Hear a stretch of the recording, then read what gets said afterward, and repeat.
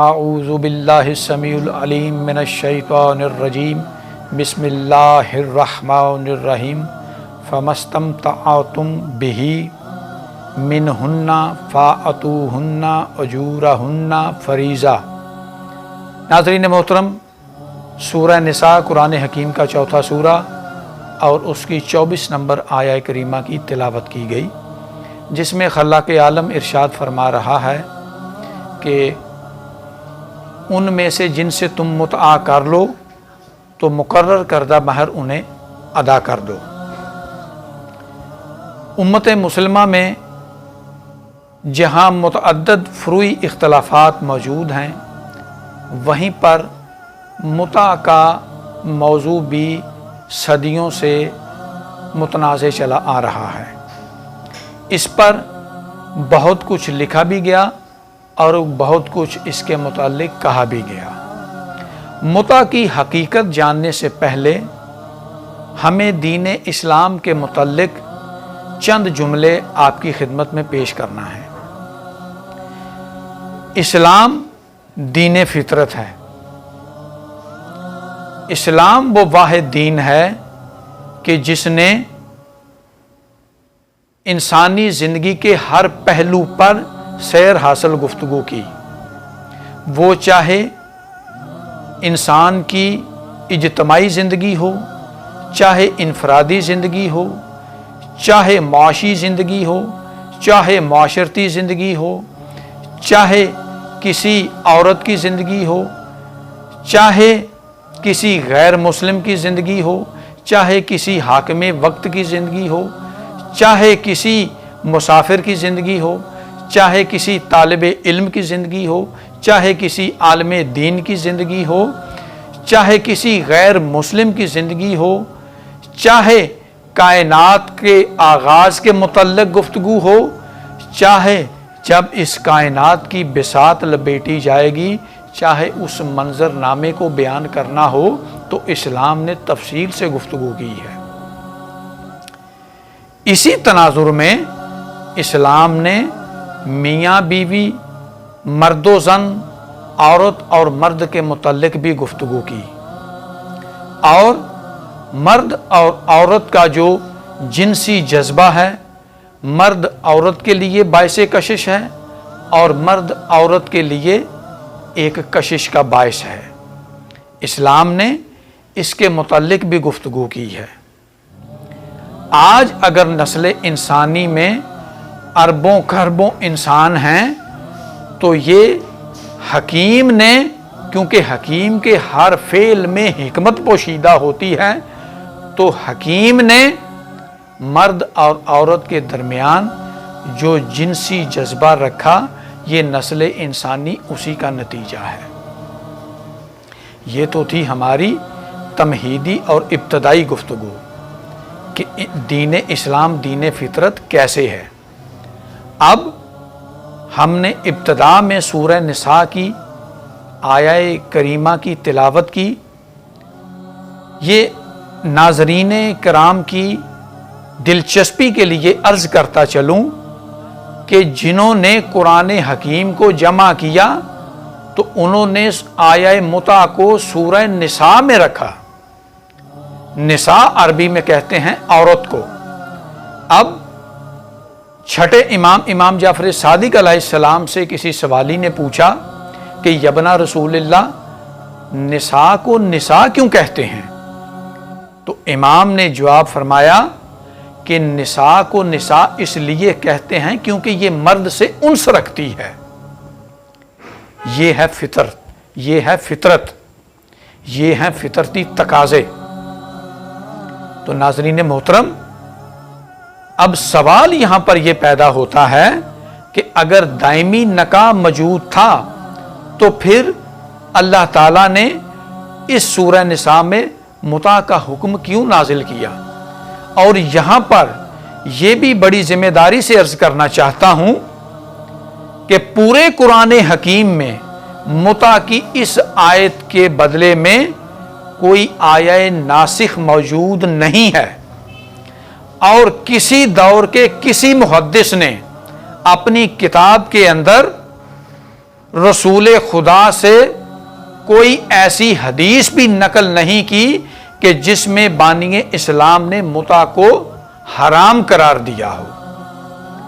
یہ ہے متع کی اہمیت اور فضیلت کہ قرآن حکیم میں متع کے لیے کوئی ناسخ آیت موجود نہیں، اور دوسری طرف کوئی ایسا فرمان رسول موجود نہیں کہ جس میں آپ نے متع کو حرام قرار دیا ہو۔ تو ہم نے دو نقطے طے کیے، ایک تو قرآن کریم سے متع کا حلال اور جائز ہونا، اور دوسرا اس کی ممانت کے بارے میں نہ تو قرآن میں کوئی آیت موجود ہے اور نہ کوئی فرمان رسول موجود ہے۔ اب ہمارا تیسرا نقطہ یہ ہے کہ اس کا فلسفہ کیا ہے۔ اس کا فلسفہ یہ ہے کہ جس دور میں قرآن حکیم نازل ہوا، اس دور میں اسلامی مجاہدین جنگوں کے لیے دور دراز مقامات پر جاتے تھے اور اپنی بیویوں سے عرصہ دراز تک ان سے مباشرت نہیں کر پاتے تھے۔ تو یہ حکم اس لیے نازل ہوا کہ اسلامی مجاہدین جب اپنی بیویوں سے دور ہوں تو اگر ان کی دسترس میں ایسی کوئی عورت ہو تو وہ وقتی نکاح ان سے کر سکتے ہیں۔ اب جو شرائط دائمی نکاح کے لیے شریعت اسلامیہ نے رکھی، وہی شرائط اس متع کے لیے بھی لاگو ہوتی ہیں۔ جن عورتوں سے دائمی نکاح جائز نہیں ہے، انہی عورتوں سے نکاح متع بھی جائز نہیں ہے۔ دائمی نکاح میں حق مہر کی شرط رکھی گئی، متع میں بھی حق مہر کی شرط اس لیے رکھی گئی اگر مرد اور عورت باہمی رضامندی سے حق مہر مقرر کریں تو وہ مقرر کیا جا سکتا ہے۔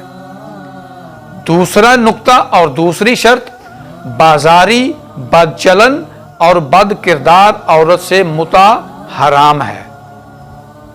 متع کن عورتوں سے جائز ہے؟ جن سے نکاح جائز ہے، جن سے نکاح دائمی جائز ہے، جن سے عقد دائمی جائز ہے، انہی سے عقد متع بھی جائز ہے۔ تو ناظرین محترم، یہ حرمت ہے نکاح متع کی۔ اب گفتگو کا سلسلہ ہم آگے بڑھاتے ہیں۔ پوچھا یہ جا سکتا ہے سوال کہ اس کی ضرورت کیوں پیش آئی؟ جس طرح کہ ہم نے گفتگو کے آغاز میں عرض کر دیا ہے کہ اسلام میں بے راہ روی اور زنا کے پروان چڑھنے کو روکنے کے لیے، ممانت کرنے کے لیے، اس کی روک تھام کے لیے اسلام نے متع رکھا۔ آج اگر ہم دیکھیں کرۂ ارض پر، وہ چاہے مسلم معاشرہ ہے چاہے وہ غیر مسلم معاشرہ ہے، کیا انسان بے راہ روی کا شکار نہیں ہے؟ غیر مسلم ممالک میں نائٹ کلبز نہیں ہیں؟ کیا مسلم معاشرے میں زنا عام نہیں ہے؟ وہ خواتین جو طلاق یافتہ ہیں یا جو بیوہ ہیں، کیا جنسی کشش سے پرہیز کیا جا سکتا ہے؟ کیا مرد کر سکتا ہے؟ کیا عورت کر سکتی ہے؟ ہرگز نہیں، یہ فطری تقاضا ہے، اس سے پرہیز نہیں کیا جا سکتا۔ ناظرین محترم، چاہے سوشل میڈیا ہو، چاہے پرنٹ میڈیا ہو، چاہے الیکٹرانک میڈیا ہو، کیا سال کے 365 دنوں میں کوئی ایک دن بھی ایسا گزرتا ہے کہ جس میں میڈیا نے اس خبر کو کوریج نہ دی ہو کہ آج دنیا کے کس ملک کے کس شہر کے کس کونے میں کسی عورت کی عصمت دری نہیں کی گئی، کسی بچی کے ساتھ زیادتی نہیں کی گئی؟ ناظرین محترم، یہ وہی جبلت ہے جو فطرت نے مرد اور عورت میں رکھی ہے۔ وہ جبلت مجبور کرتی ہے اس بے راہ روی کا راستہ اختیار کرنے کے لیے، لیکن اگر اس کی کوئی قانونی شکل ہو تو معاشرے میں یہ بے راہ روی نہیں ہو سکتی۔ اب اپنی گفتگو کے نتیجے کے طور پر ایک سوال آپ کے سامنے رکھنا چاہتا ہوں کہ سوال پوچھنے والا یہ پوچھ سکتا ہے کہ اگر شریعت اسلامی میں دائمی نکاح کی فرضیت موجود ہے، حکم موجود ہے دین محمدی میں، تو پھر متع کی ضرورت کیوں پیش آئی؟